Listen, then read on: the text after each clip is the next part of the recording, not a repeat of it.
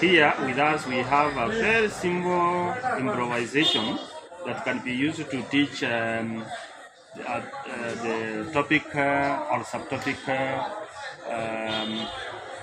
bridge rectifier. So here we have got a source of electricity, like these points can be called P and this one can be called Q. There are 2 points on our source. When we come to this point, one of these diodes is forward biased when this one is reverse biased. So is this. It is forward biased for the lower part and this one is reverse biased. At any one time, we are going to see that the two diodes, if we call them D1, D2, D3, D4, D1 and D3 light at the same time when this end is positive. D2 and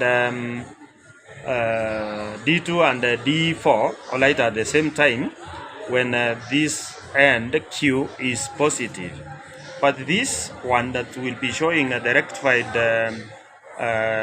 AC will be lighting all through. There we go. Now I put on. During the first half cycle, current passes through D3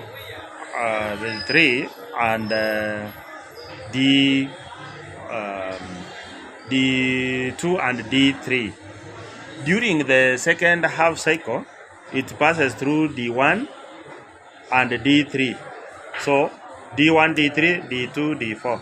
D1, D3, D2, D4, like that. But I want you to be very careful with this. It keeps lighting whether it is during the first half cycle or the second half cycle.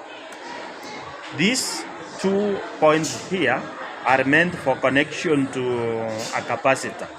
If we connect a capacitor, instead of having the red flickering, it will continue burning without ceasing, because when the power is a bit low, charge is released from the capacitor to the load, which is the fifth diode. So if we do this one quickly, you can see that the yellow, rather the green and the red diodes are lighting interchangeably, but the final red there, which is the output, keeps on like that. If we were to replace these parts of the indicator that power is existing there with a CRO, the cathode ray oscilloscope, we shall see ripples that go from 0 through maximum to 0, and again the ripple starts repeating itself. If we connect a capacitor across here, the ripples become smaller. In other words, smoothing occurs.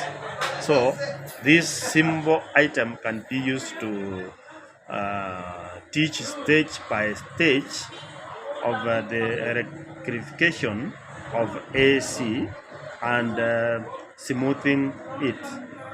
It can be used where there is no cathode ray oscilloscope to bring out the sense of the direction of flow. Even with the presence of a cathode ray oscilloscope, the students will get it more easily to see how the current flows during the first half cycle and second half cycle, and the effect of a capacitor to the circuit. Thank you.